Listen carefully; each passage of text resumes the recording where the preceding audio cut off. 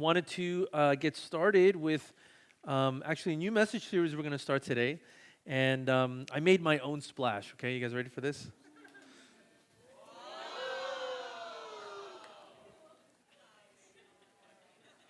Is it too dark? I don't know. All right, anyway.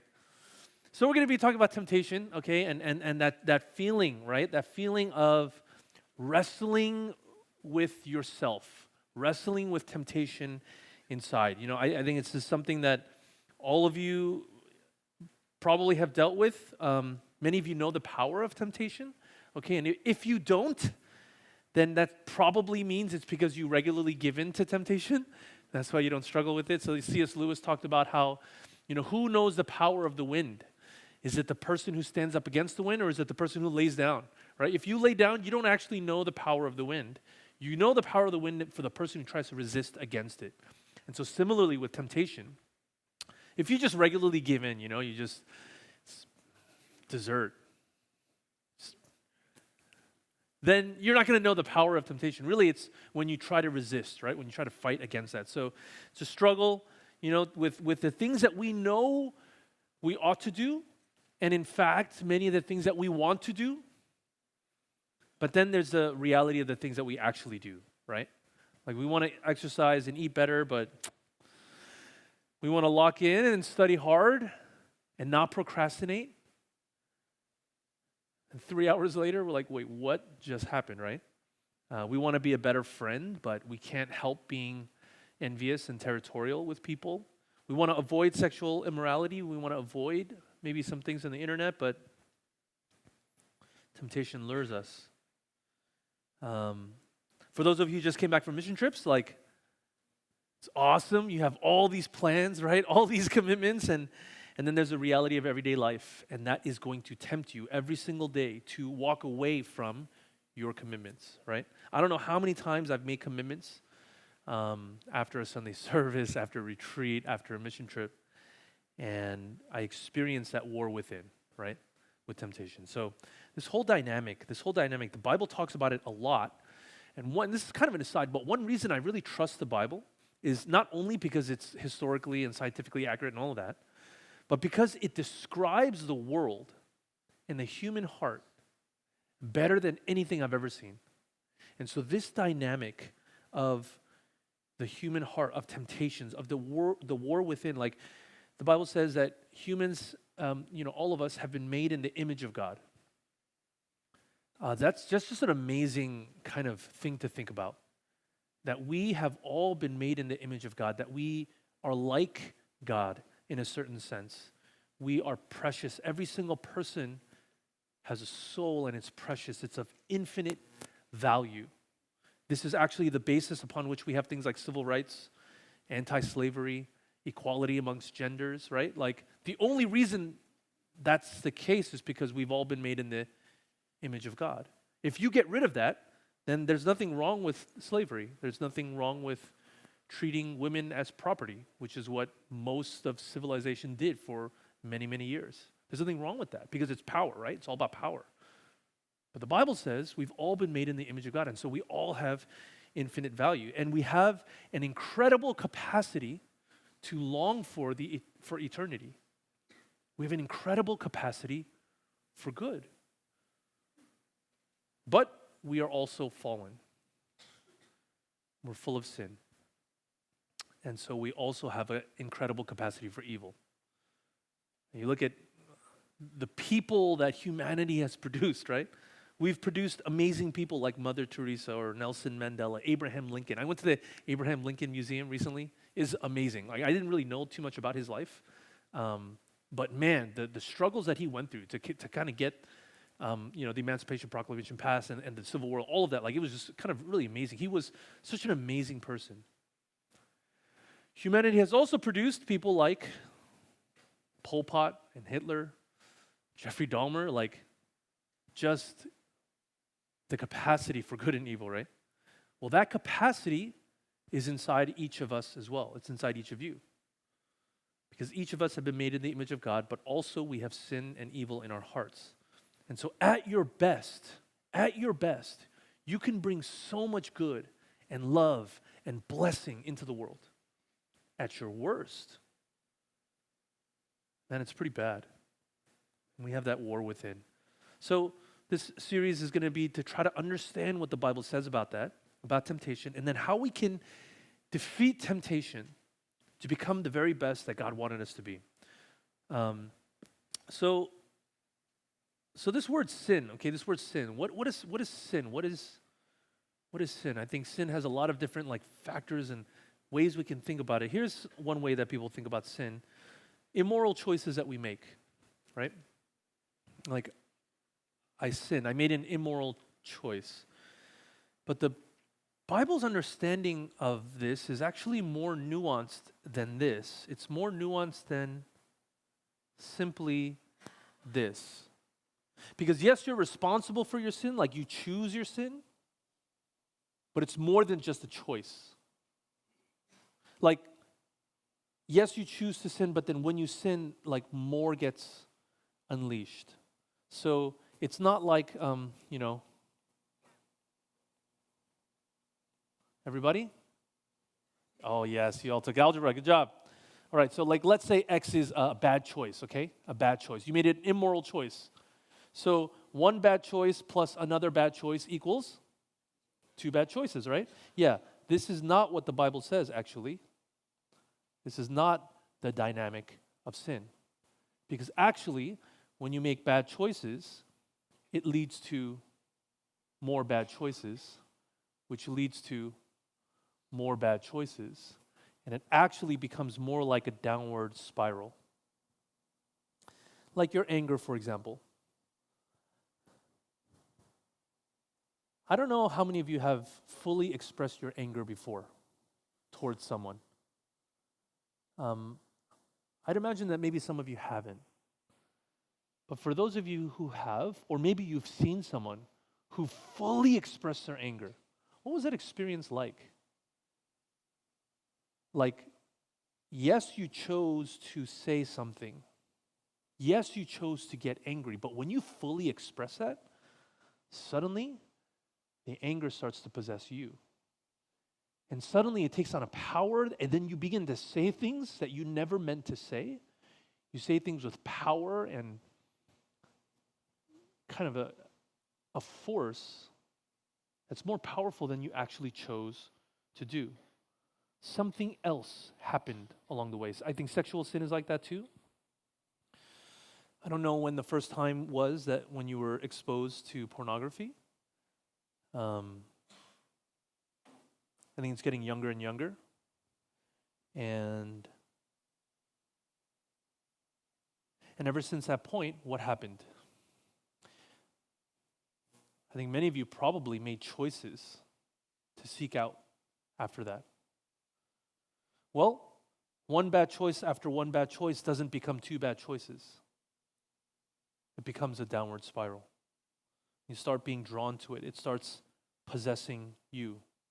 You start looking for all kinds of crazy ways to get around accountability. You start walking around like a zombie, right? Unable to kind of stop yourself from seeing certain things or fantasizing certain things. At a certain point, you become helpless to it, and it starts to drag you along. There's something that gets added to those bad choices. Right after the fall, the first sin, famously, is the story of Cain and Abel. And this is when Cain gets jealous of Abel and then eventually kills him. And what's so fascinating is what God says to Cain. This is after Cain got angry because he was jealous of his brother, but before he actually goes and kills him. Here's what God says. The Lord said to Cain, "Why are you angry? Why has your face fallen? If you do well, will you not be accepted? And if you do not do well, sin," what is sin? Sin is crouching at the door. It's crouching at the door. Its desire is contrary to you, but you must rule over it. Sin is crouching at your door. It is a personal force waiting to pounce on you. It has its own desire that is against your desire. So sin is not just bad choices that you make. There's this external personal force with a will and desire of its own that will come and crouch at your door, waiting for an opportunity. But you still have a choice, right? Because the choice is, are you going to let the door open? But if you let that door open and you let an opportunity for that to come in, suddenly it will take over. So this message series, it's accompanied by a video. Every week there's going to be a video. It's kind of a video series. And so we're going to watch the first of 3 videos. And I think it shows the dynamic of what it looks like to sort of open the door, okay? And what happens as a result. And so I want you to pay attention to the lines because we're going to have a discussion afterwards about like kind of seeing the dynamic of this whole thing play out, okay? But this animation style, it might be a little bit distracting, okay? It's rotoscoped, it's sort of applied on top of a, so anyway, it'll be a little bit distracting, but I think you all are mature and you're into the content, right? So you're going to listen to the words, and so okay. So and then we'll be discussing these 2 questions afterwards, okay? So you can kind of keep this in mind as you listen, okay?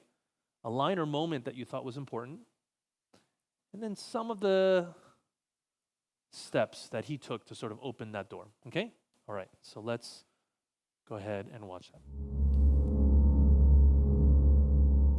So I'm just walking down the street one day, taking a stroll, minding my own business. And guess what I see there on the sidewalk? Oh, yeah, there it was. Evil. I know we're supposed to turn away from evil, walk the opposite direction, flee. But I'm thinking, do I really need to flee? I mean, I'm over here, and it's like way over there. It's not like it's gonna go, rawr, jump up and get me, Come on.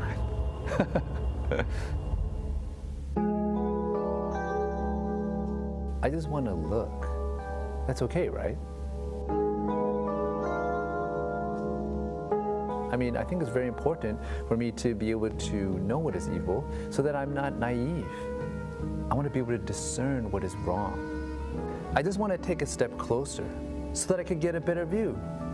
That's all.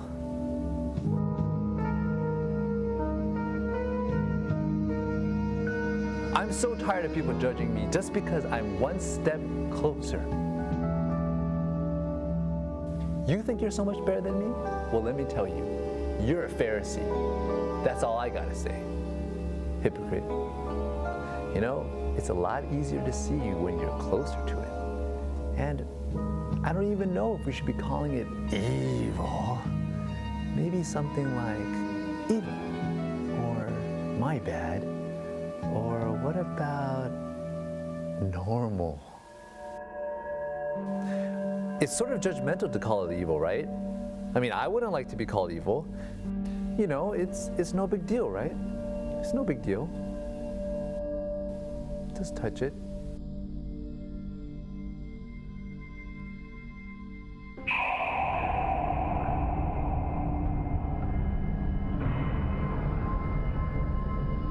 I'm okay. I feel fine. And actually, I feel great. I was just being too legalistic when I was standing far away. I'd really like to sit down on this. I mean, hey, you only live once. And then I was done. And I tried to get up. But then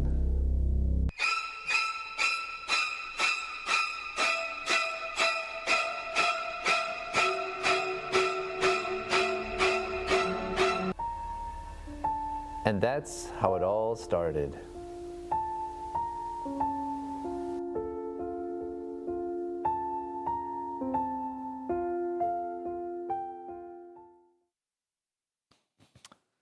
All right. Go ahead and discuss. Do this, so Yeah. yeah, it's pretty big. So, it's kind of it's a ridiculous scenario, right? It's a beanbag, right? But I think probably like you can kind of recognize some of those steps, right? So yeah, you guys hit upon the things that I wanted to highlight So first, like that whole idea of like being naive, right? Kind of justifying yourself by getting closer and closer to sin, to be able to discern and understand like what this is. So how do you gain knowledge? How do you gain knowledge? How do you gain wisdom? One way is through personal experience, right? And that's actually, I think, one of society's greatest, strongest messages. Like you have to experience it. It's about personally experiencing it. In fact, if you haven't, then you're naive. You're like still a child, right? And that's what all those like coming of age movies are about, right? Like you're a child, and then like in order to kind of come of age, you have to experience certain things, right? You have to like do things with other people, like whatever that kind of ends up being. You have to break through the boundary. So then you'll become wiser and more knowledgeable, right? So is that really true? So, on your handout, I have this, line number 1, wisdom comes from experience. This whole like way of thinking is the oldest trick in the book. Okay? Like it's literally the oldest trick in the book. This is the first trick that Satan used in the Bible. And he's been using that same trick ever since, okay? So Genesis 3, 5-7, it says, For God knows, this is Satan trying to tempt Eve. Here's how he does it. For God knows when you eat of it, your eyes will be opened. Like you don't want to be naive. You want to understand. Your eyes will be opened. You'll see a lot more. God's trying to keep that from you, and you will be like God, knowing good and evil. So when the woman saw that the tree was good for food, that it was a delight to the eyes, and that the tree was to be desired to make one wise. How does it look that way? Well, because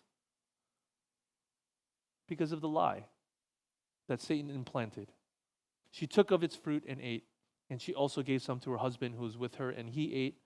Then the eyes of both were opened. So did they gain something? Yes, they did. Did they learn some things?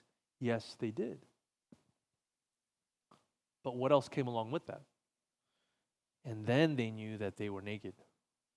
And they sewed fig leaves together and made loincloths for themselves. She did gain some knowledge, but she gained a lot of other things too. She gained guilt and shame. She knew that she was naked. She knew that she had done wrong. She tried to cover up for herself. This is the first time now people need to add masks because she was insecure. Right after this, Adam is away from God. God is walking in the garden and Adam hides. Why would Adam hide? He had never hidden up until this point. Well, because he had now gained that guilt and shame as well. And then they start blaming each other. Adam blames Eve and Adam blames God. And so he breaks relationship with other people as well. So now you look at that whole situation. Was it worth it?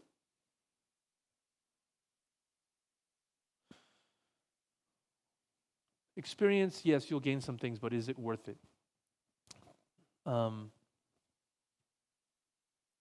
Taking drugs. Will you gain knowledge and wisdom through that? You will. A certain kind of knowledge, a certain kind of experience.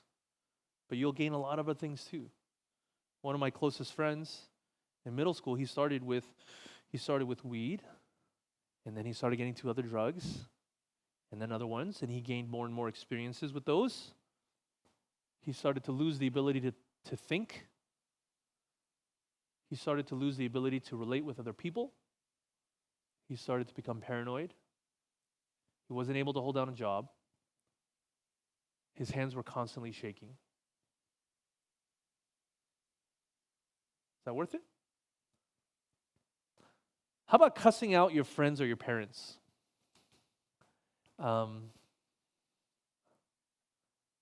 Probably most of you have fantasized about this at one point. Unless you just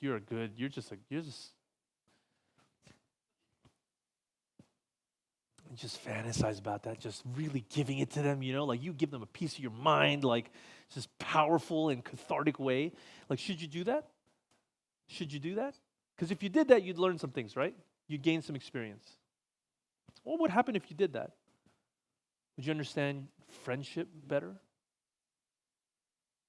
Maybe you gain something, but you ruin something too, right? And that's what sin does. It ruins things.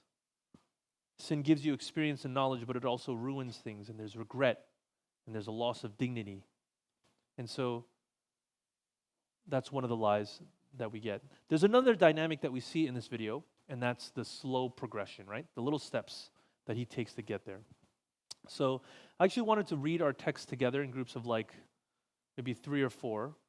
It's a tragic story of Lot, who's Abraham's nephew. And he's tragic because he had so much potential, but he threw it all away. Okay, so let's actually read the first text together, which is right under the line. Okay, just to kind of set this up. So Old Testament, Abraham, he was the one that God chose, right? And really the one who responded to God to go away from his household and his family and all of that and obey God in this amazing way. Okay, so Genesis 12, 1 through 4. It says, "Now the Lord said to Abram, go from your country and your kindred and your father's house to the land that I will show you. And I will make of you a great nation, and I will bless you and make your name great so that you will be a blessing. I will bless those who bless you." Like, that's amazing. Like, anyone you bless, like, God's going to bless them too. And then he says, "And him who dishonors you, I will curse." Wow. That's like the most amazing coverage, right? "And in you, all of the families of the earth shall be blessed." This is like the most amazing promise that God makes to Abraham. Verse 4, "So Abram went as the Lord had told him, and Lot went with him." Lot was his nephew. He sees how God speaks to Abraham, how God's going to use Abraham to be this amazing blessing, and Lot's like, "I want to go with you." That's how he starts. And then it's downhill from there for Lot, okay?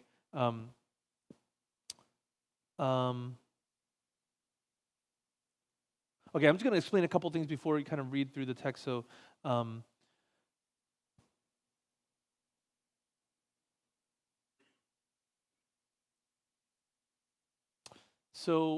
Abraham and Lot, they were herdsmen. They were nomads. They were kind of they were shepherds, and they were kind of going around, because God had told them to leave, so they had to leave. So they needed like figure out a way to like survive. So they had this, but at the end of Lot's story.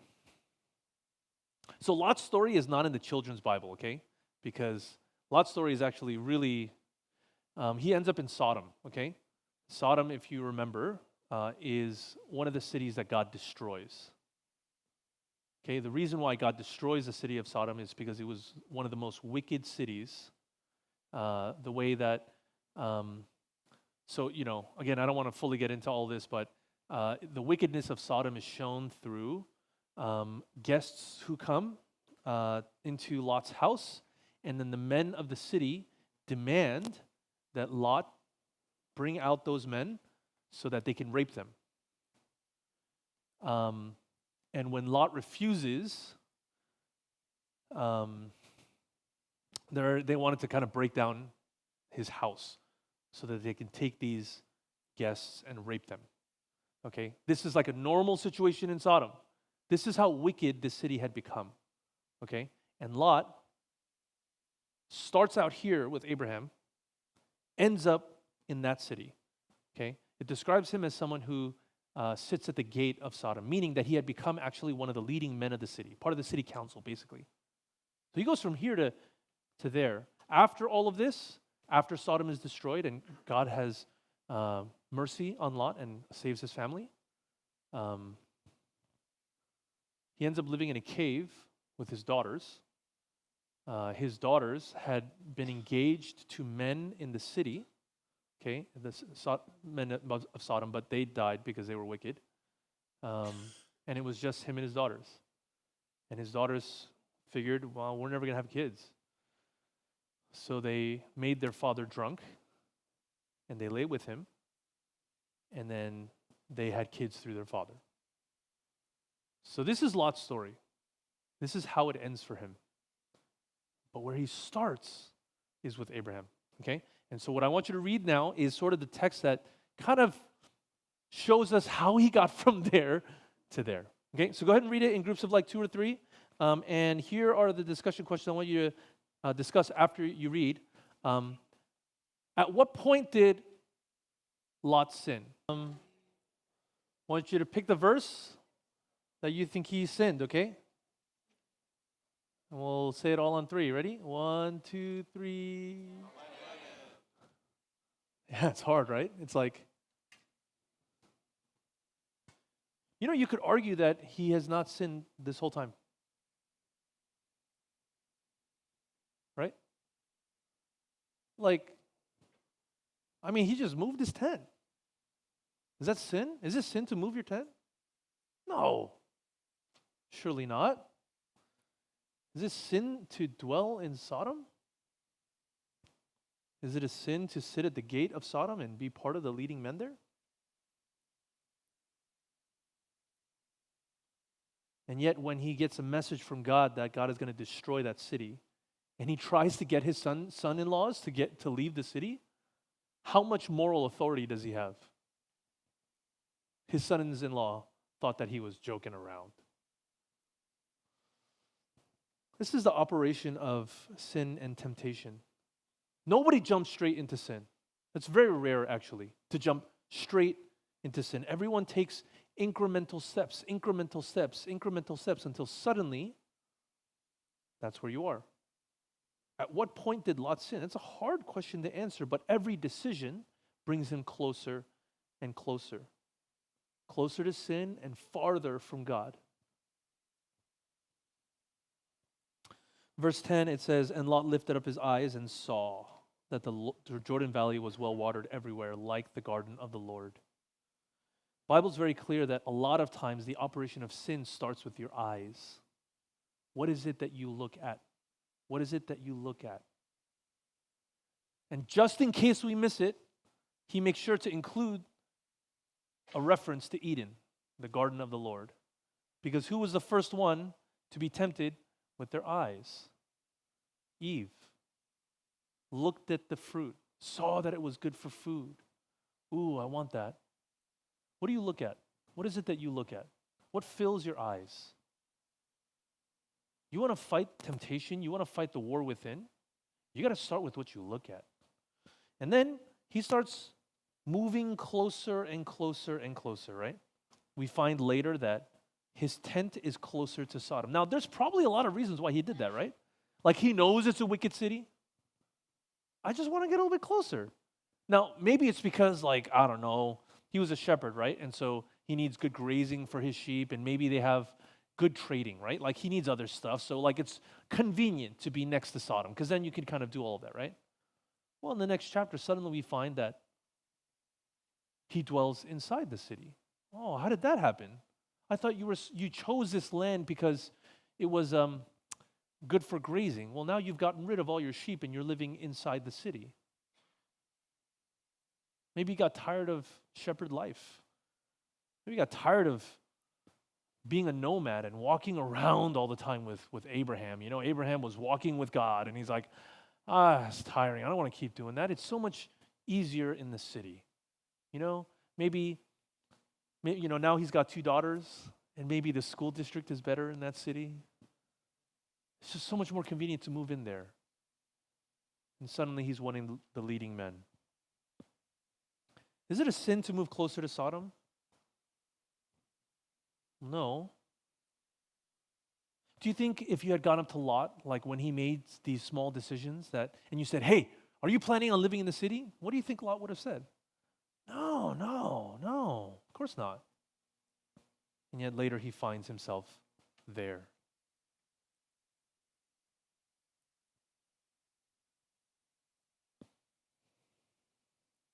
I don't know if you've ever had someone who kind of, warned you about the steps that you were taking.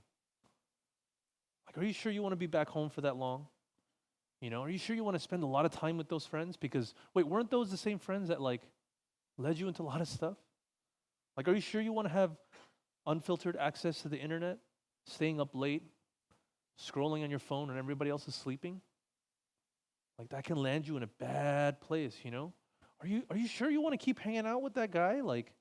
Keep texting that girl? She's not Christian. Sure you want to do that? What's the response? Like, whoa, what's your problem? You know, like, well, you don't trust me? Are you being, you're so legalistic. Pharisee, hypocrite, right? Like that's what Richard says, right? Like that's the response, right? And yet a chapter or two later, he's living in the city, you know. How did he get to that point? Nobody goes straight into sin. It's pretty rare. If you ever ask someone who commits adultery, did you intend to commit adultery when you first got married to this person? Nobody's going to say yes. Nobody intends to do that. It starts with small incremental steps, a lot of justifications to get there. No one is immune because we all have this sinful nature inside of us. You know, what really, really saddens me are all the pastors who have fallen because of this sin. I don't know if you keep up with Christian news. It's really sad. It feels like it's more and more. It feels like it's accelerating. My guess is that it's just that it's coming out more. It's probably happening at about the same rate. It's just that it's being exposed more. And some people that I really, really respected, some people who built awesome ministries,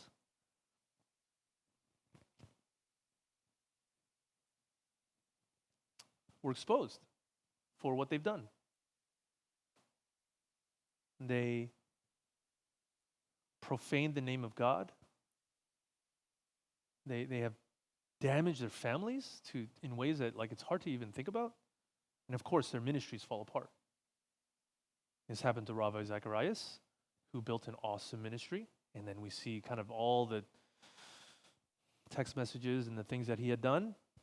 Happened to Tony Evans. It happened to many, many pastors now at this point. I think one of the ones that really, really made me sad was Bill Hybels. I think he was someone who really was powerfully used by God, kind of revolutionized the Christian scene in a certain way. Like how did that all start? It started with dinners with his staff when they were on business trips after a conference. Had a dinner. Is that sin? It's not sin. To have a dinner with a coworker? It's not sin. And then eventually they would talk more. And eventually they would confide in each other. And eventually he would tell her that he was unhappy in his marriage. Is that sin? It's not sin. Then eventually he would invite them up to his room for some wine. Is that sin? And then, of course, it all fell apart. Sin has a lot of little steps, many of which are not sin until, of course, it is. If you want to win the war within, if you want to win the fight against temptation, you have to know that the war is never starts when you hit that point of temptation. The war has started many, many, many, many hours ago, many weeks ago, many places ago. The war starts way, way before the actual point of temptation. If you've hit that point, you've already lost the war. If you're already having dinner with another woman on a business trip, you've already lost the war. The war started way before that. The war starts with your decision to start subtly moving away from God, to look up with your eyes, to not filter what your eyes see, and to start justifying everything that you do. So here's an interesting question. When Lot first chose to move towards Sodom, did he know that he would eventually move in? Right? Like, did he intend to do that from the very beginning? And I think the answer to that is kind of complex. Why don't we jump straight into sin? I think because it's shameful. Now, if you have no shame, you'll jump straight in, right? But if you have some amount of shame, you're not going to do that. You're not going to jump straight into sin. Instead, if we want it, but we feel too shamed, what we do is we place ourselves near it. Maybe you're not looking to go for, to get wasted at a party, hook up at a party, but maybe if someone invited you. I mean, I guess my friends invited me, right? Like, I don't know. I don't know what'll happen there. I don't know. work meeting ends early, some people are grabbing dinner and one of your attractive coworkers smiles at you. What are you going to do? Like throw your fork down and say, "Be gone, Satan," like you're going to do that, right? You're going to frown at that person, like, well, maybe you'll smile back. And was that innocent? Come to college, like, your mind full of Korean dramas and rom-coms, and it just seems so exciting, but like your life is so boring. And maybe you're not going to seek out sin, but maybe you'll hang out with a certain crowd, and maybe you'll hang out with a certain person, like late at night, just kind of getting to know each other. Is that innocent? I think a lot of us don't have the stomach to sort of go out and look for sin, but we can place ourselves near sin. One click, one visit. It's like, well, this website is okay, but it has certain kinds of ads, and maybe this movie is okay, but it's got just one or two scenes, and then it starts heading a certain way. Don't pitch your tents near Sodom. Don't go near sin. Don't underestimate the power of sin that is crouching at your door. I want to end with a counter picture, which is the awesome picture of Abraham. Okay, so from the right side of the text, verse 13, it says, "Now the men of Sodom were wicked, great sinners against the Lord," right? Now here the Lord comes to Abraham. The Lord said to Abraham after Lot had separated from him, "Lift up your eyes and look from the place where you are, northward and southward and eastward and westward. For all the land that you see, I will give to you and your offspring forever. I will make your offspring as the dust of the earth, so that if no one can count the dust of the earth, your offspring also can be counted. Arise, walk through the length of the breadth of the land, for I will give it to you." So why does God do this? Well, part of the reason why Abraham is so sad is because he doesn't have kids yet, right? God had promised him that, but it just hasn't happened yet. And so a lot of commentators talk about how Lot, his nephew, he was basically like he was next in line. Like he's like, all this stuff that I have, I'm going to give it to Lot when I die. Almost like a pseudo heir. And now Lot's gone. And Abraham is so sad. And so God comes to him and assures him, "Don't worry, I didn't forget you. I didn't forget you." And then what does Abram do? So Abram moved his tent, not towards Sodom, but he came and settled by the oaks of Mamre, which are at Hebron. And there he built an altar to the Lord. He hears from God. He builds an altar. He worships God. And he sacrifices. And he obeys. This is what Abraham does. Instead of justifying the moves towards sin, he spends time listening to God's word. He spends time worshiping. And he spends time sacrificing for God in obedience. In the end, Lot chose poorly. Every single step from his eyes onward, he chooses poorly. And he never repents. He never repents. At any time, he could have come back to Abraham, but he doesn't. Can you imagine how different Lot's life could have been if he just stuck with Abraham? So yes, we need to walk with the Lord, but sin is powerful and it's crouching at your door. And maybe you're even walking down this path of rationalizing your sin and you don't even know it. How are you going to get out of that? You need an Abraham. You need someone to tell you, like, "Listen, hey, are you sure about that? Hey, what's going on in your life?" You need someone to say, "Hey, you gotta snap out of it. What are you doing?" Do you have someone in your life who can do this for you? Because if you don't, you could be headed down the path of Lot and you don't even know it.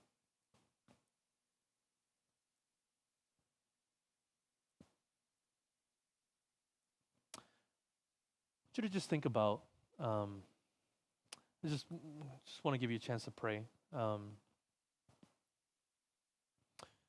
Is there an area in your life that is sort of like you're moving towards pitching your tents at Sodom? And it might start small. It might start small, but it's headed down a certain path. I want you to just pray and ask God, man, where is this headed? Where is my heart really in this situation? I want you to think about your eyes and what you see. What is it that you look at? What do you fill your eyes with? And then I sort of want to ask you to choose. Are you going to head down the path of Lot, justifying every little step that you take? Or are you going to head down the path of Abraham and to hear from God, to worship Him? Then maybe what you need to is someone else to help you. Someone else who walks with God can help you see, oh, where am I headed? Am I rationalizing my own sin?